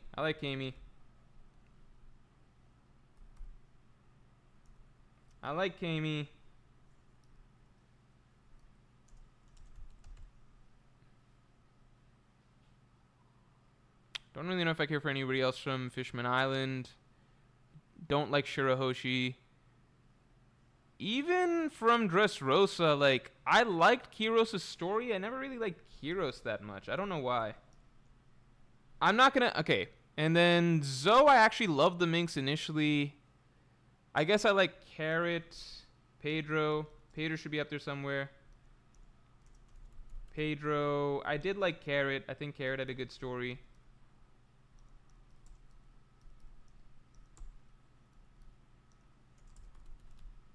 Yeah. And then I actually really like Vegapunk. I like Vegapunk quite a bit. And I've complained about Vegapunk to no end, but I like Vegapunk a lot at the end of the day. So actually, Vegapunk ranks really high for me at this point in terms of favorite island side characters. Yeah. I think island side characters, I never really loved them, but I could see Loki getting to the top 3. Oh, Momonosuke. Fucking Momonosuke. I like Momonosuke a lot. I'm gonna throw Momonosuke in right here. Sorry, Momonosuke I'd put above Vegapunk. Momonosuke is probably my second favorite island character. After Wiper at the moment. Yeah. I'd put Momonosuke there. I don't think anybody else from Wano. Yeah, I think these are like actually characters I love. These are characters I like, generally speaking, island characters. Yeah. So I put Loki at the top, but Loki I don't actually know, right? I could easily see Loki slotting in around here. I could see Loki slotting in around here. I don't know yet. We'll see. But at the moment, these are my 3 favorite island-specific characters. I think it's a decent list. I think it's okay. Oh my god, I didn't actually show it. Holy shit. You guys didn't see the whole thing. Oh my god. Hold on. Here we go. Check it out, okay? Here we go. Sorry, I thought I put the screen share on. Alright, this is roughly all of the island-specific characters that I like, alright? Roughly all the island-specific characters that I like. There's some that I like, but not enough that I'd put them on the list. Like, I think Koza doesn't even belong on the list, honestly. Like, he's cool, but, yeah. These are island-specific characters that I genuinely enjoy, I'm happy to see, alright? I don't know if Hachi counts. I could throw Hachi in here as well, right? These are island-specific characters that I genuinely love. Like, I love these characters. Really, really like these characters. Like, these are some of my favorite characters. I think maybe I have Vegapunk a bit too high, but I think I'd put... I don't know if I love Vegapunk, but... Because he's dumb as fuck. Despite being the world's smartest man. But I did genuinely enjoy a lot of what Oda did with his character. So, I could put Vegapunk in there. I am screen sharing now, right? Yeah. But right now, Wiper is number 1 for me. So I'm saying I could see Loki. At this moment in time, Loki is already on track to be somewhere in the top 3. Maybe passing up Wiper. Although passing up Wiper is a long shot. It would be a long shot to pass up Wiper. Maybe I could see here. I just find like Wiper's story and his emotional his motivations to be very, very empowering. Very, very empowering. So yeah, this is my kind of view right now. All right. So I don't know if people vibe with that, but I think it's like a decent list. Oh my god. No Whole Cake Island. Let me think. Island specific characters. I'm not counting the Big Mom pirates. Otherwise, like Katakuri would be in there. I'm trying to say like normal citizens. You know what I mean? Like people that are like yeah, Katakuri is technically an island specific character. To, I guess Pound would have been up there if Pound didn't die, or didn't not die. You know what I mean? Pudding. I could throw Pudding in there. But I count Pudding. I'm not counting members of, like, the Big Mom pirates. Because I count them as pirates first and foremost that just happen to live in the island, you know? It's the same way that, like, even if I liked King, I wouldn't call him an island-specific character. I guess it's different because Whole Cake is truly... I don't know. It's not the same to me, I think. I'm just drawing a distinction there. No Senor Pink is a crime? No, because I'm counting him first and foremost as Don... I'm talking about citizens of those islands, right? Like, yeah, technically, because then I'd have to throw in fucking Doflamingo or something like that, right? I'm not talking about just where characters reside. Like, I don't count, like, Crocodile as fucking part of Alabasta. I'm saying, like, characters who are native to those islands. I think the Big Mom parts are the only ones that kind of would fall into that category. Like, they would. But I'm just referring to... I'm counting them as pirates first. You know what I mean? I guess that's unfair, but I'm just drawing a distinction in my head. You know, like, I'm talking about characters or regions that are, like, just places that people fucking live that is not tied to the world of piracy in a sense, right? Like, maybe they've been occupied by pirates or, like, conquered by pirates or something, but I'm just talking about, like, normal-ass fucking citizens and civilizations. No Jin? See, Jin doesn't live at Baratier. Henchby 976's Saul was dead to me as soon as he was alive again. I'm not counting any flashback characters either. I'm not counting any flashback characters. That's why you don't see, like, an Odin, because I do like Odin quite a bit. No flashback characters, no Odin, no, like, Nolan, stuff like that. Sides Abdo says, Morj, Stanson mentioned something called painter. The kanji for it was sunstone or solar stone. What? What's Stanson talking about? That crazy Stanson. Let's see. We can't use the spinter because it's snowing. Interesting. Okay. So maybe it's some sort of power, like source of power for the island? I don't know. Oops says Johnny and Isaku aren't Baratier residents either, and they're... You're right. I shouldn't have put in Johnny and Isaku. That was just an instinctive thing for me. I think... Yeah, that's my bad. I shouldn't have put in Johnny and Isaku. That breaks my own rules. For some reason, I was just like, oh, they live at an island. But, well, I'm sure they do, but they're not island-specific characters. Oh, I fucking love Iceberg. Yeah, I love Iceberg. I should have put Iceberg in. I just forgot about Iceberg. I think Enies Lobby has my favorite cast of side characters, again, because none of them overstay their welcome, right? Iceberg, very prominent, big deal in the Water 7 storyline. He's actually the centerpiece of that storyline. But he doesn't need to be in the Enies Lobby storyline, and therefore he's not, you know? Yeah. Is the chapter out? On Ragnarok scans. All right, everybody. I think I'm going to have to wrap this up soon. I've not had a chance to eat lunch. It's been a packed day. But in case you're curious about the poster in the back, you can get it at the link above. The Elbaf posters are all purchasable individually. You don't need a bundle or anything like that. You can get the Elbaf Night posters from the link above. I think I got some supers to catch up on before I forget. Hold on. Yeah, just hit the link at the top of the chat. And you can also get the day version of Elbaf if you so choose. There is a deal. Well, I'll show you guys in a second. You can also get my personal favorite poster of the batch. A literal work of art. Like, literally, you could detach this from One Piece. This is a beautiful fucking drawing, right? Not related to One Piece whatsoever. This is shit that if you put on your walls, people are coming in thinking that you are a Renaissance man, you know what you're about, you know? They're like, damn, you're classy as fuck. And then you explain to them that this is actually from a kid's comic, right?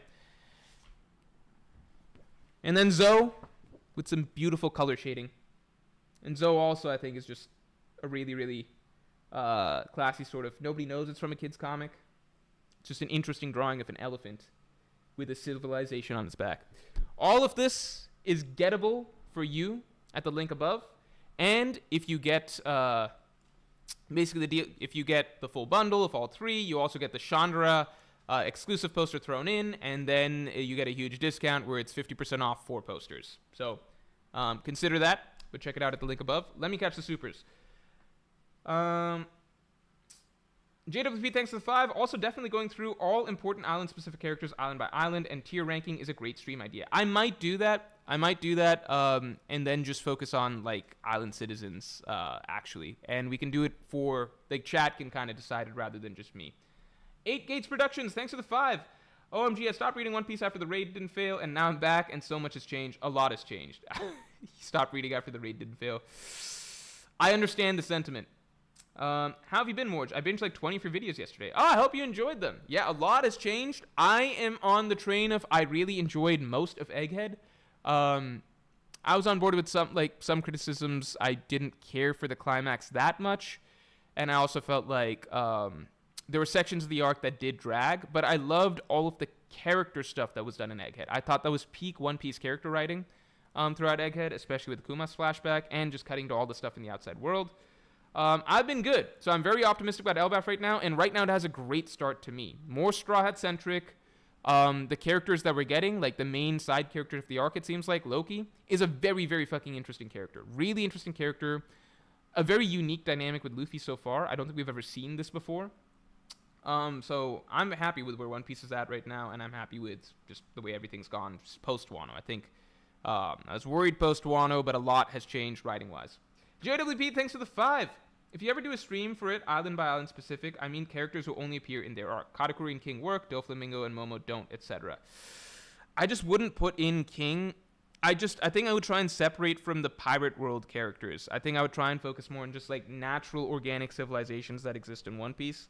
Again, Whole Cake is like, that's where it's dicey because like that really is a set of islands. You know, it just happens to be like versus. I don't know. I would have to draw some ground rules up, right? Because I just think that how do I put this? The reason I made the distinction I did is that I think that characters from pirate crews and like marine admirals and stuff like that, they're inherently interesting. They're the characters that we want. The characters that like tend to not be as popular are characters that are like, oh, like random Alabastan character or random Dressrosa specific character. You know what I mean? So it's kind of a given that, like, yeah, a Yonko first mate like Katakuri, that's going to be a popular character for being a Yonko first mate. I'm more interested in, like, okay, what characters from islands did we have that we genuinely just enjoyed a lot for being a part of that arc, despite not being part of, like a powerful global organization, like a Yonko first commander or a Revolutionary Army commander or, like, something like that, right? Like... what are characters that we really just enjoyed just for being the characters that they were from a given civilization, kingdom, nation, whatever.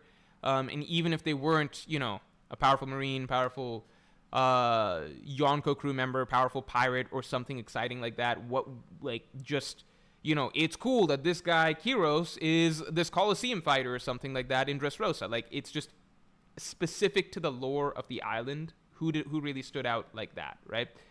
I think that there's just a difference there. Maybe I'm not articulating it well, but when we do a stream, I can break it down further, and then if you guys disagree with the parameters, we can talk about that. Allies only, that could be a good way to go about it. Allies only. That could be a good way to parse out characters like a Katakuri or something like that. All right, everybody. Yeah, Kureha, phenomenal character. Kureha will be S tier when we do that tier list. Rocketeer says, Morj, what are changes/additions you would like to see in the remake if there are any? So I'm going to be doing my first reactions to the new Fishman Island episodes, because there should be 2 episodes out by this end of the weekend, right? On Monday, I will be reacting to the remake. So I'll be doing a reaction to the new anime remake on Monday, so everybody can watch out for that. And tomorrow, what's happening? Who knows what's happening tomorrow? Can anybody tell me what's happening tomorrow? Who knows what's happening tomorrow? Luffy and Loki interaction is everything you ever wanted? Yeah, I didn't know I wanted that interaction, but it was a really, really fun interaction. Who knows what's happening tomorrow? Can anybody tell me? Does anybody know? What's happening tomorrow? Something's happening tomorrow.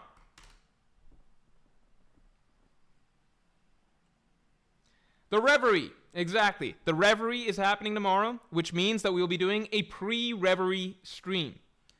I was unsure if I'm going to join this Reverie. I've decided that I will be joining the Reverie. I'm going to join at least for a little bit. I'm only going to join the Reverie for, if I'm being honest, probably an hour. I never really confirmed that I was going to be in this Reverie. It was just a sequence of events. Life was very busy. I found myself added to this Reverie group chat, so I'm like, okay, there's a Reverie happening at some point. I don't know if I'm going to make it or not, so I didn't really say anything. To date, I've not said anything in the Reverie group chat. So I was just like, I don't know if I'm going to do this or whatever. And then eventually I realized that the Reverie thumbnail was out, and I was in the thumbnail, and I was like, okay. And then the Reverie trailer came out, and I was in the trailer. So then after a little bit, I was just like, all right, so I probably should be in this. So I'm going to try and join a little bit. I have other plans this Saturday. I'm going to try and join a little bit towards the beginning, and we're going to do a customary, you know, as is tradition, a pre-Reverie stream. So I think the Reverie starts at 2 p.m. EST, if I'm not wrong. So we'll probably do the pre-Reverie stream around 12 p.m., 1 p.m. EST, I think. We'll do it around then. And we'll do the usual where I stream there, and then I segue into joining the Reverie. I think something like that. Rayachia says, will it be a drinking stream? I can come in with drinks. Yeah, I could come in with drinks. The stuff I'm doing in the What I'm doing in the afternoon, like after I leave the Reverie, because I really can only do it for like a little bit of time, is more, it's going to be more outdoorsy. So I don't know if I want to like drink. I have to actually do 2 things. I have to help put up curtain rods in the apartment, but I might do that before the Reverie. And then after that, we're doing outdoor stuff. So, I mean, I'm not going to be drunk regardless, but If I have a beer, I might have 2 beers or something. Then maybe like I won't be in the mood as much to do. I'll see. Maybe it's a drinking stream. Maybe very light. Maybe light.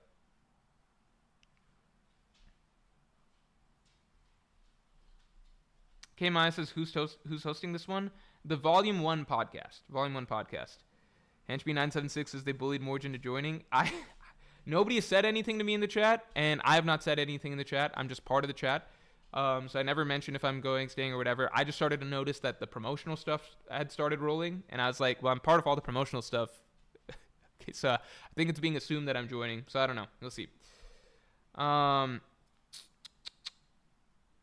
Henchman976 is going to the Reverie drunk, Morj. I dare you. If it was a different... If I didn't also have stuff planned for the day, I wouldn't go in drunk ever, but I might go in like, you know, like having a good time. But again, I have stuff after that, so I probably shouldn't be... Yeah, I don't know. Maybe one beer. Okay. All right, everybody. Thanks for tuning in. Make sure to get your posters. They're only we're only making them available for this month, so you can get your Elbaf nighttime poster over there. We got Elbaf Day. We've got Zoe, if you like it. We've got Skypea, if you care for it. Skypea is absolutely fucking beautiful. Like one of the coolest pieces of art that I've seen from anything, period. We got Elbaf Day. And then if you want to swap that around, we've got the absolutely beautiful Elbaf Night, which is just like a fucking beautiful starry night. This is just, I don't know. This is a very dreamlike image to me, so it speaks to me. Hopefully it speaks to some of you as well. I hope you guys enjoy that. You can get the links from the pinned comment at the top of the chat. And if you want to get the additional exclusive poster of Chandra, well, you can get the bundle, in which case it's 50% off all 4 posters. It's 50% off all 4 posters. 50% off all 4 posters. So I think that's a fairly good deal if you want to get the bundle. And lastly, if you also want to get the exclusive premium bundle, we are still promoting that as well. So that's the max bundle. In that case, you'll get all 5 posters, and you get to come on stream whenever you like, and you get to join the private happy hour and all the additional perks. So, yeah, that's all for today, and I will talk to you all later.